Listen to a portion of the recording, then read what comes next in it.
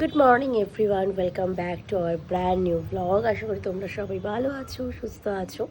তো এখন ঘুরতে পারছি 6:30 মতো। আমি জাস্ট ঘুম থেকে উঠলাম। সৌভিক ওদিকে আমার টিফিনটা বানাচ্ছে। আমি যেহেতু সকালে তাড়াতাড়ি উঠতে পারি না, সেজন্য সকালে টিফিনটা ও বানিয়ে দেয়, মানে আমাকে রান্নাটাও করে দেয়। আর রাতেরবেলা এসে আমি আবার করি। তো যাই হোক, আমাকে চা করে দিয়েছে, এখন চা খাচ্ছি, তারপর বেরোবো। কালকে রাতে এত হাওয়া দিয়েছে, জামা কাপড়গুলো সব উঠে নিচে পড়ে গেছে, সেগুলোকে আবার তুলতে যেতে হবে।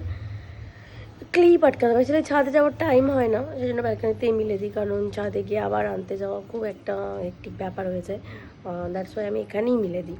তো যাই হোক, তো চলো চাটা খাই, খেয়ে আবার রেডি হবো, তো কাচাকুচি তাকে করবো, ঘরগুলো পরিষ্কার করবো, দেন চান করে আবার আমাকে অফিস যেতে হবে।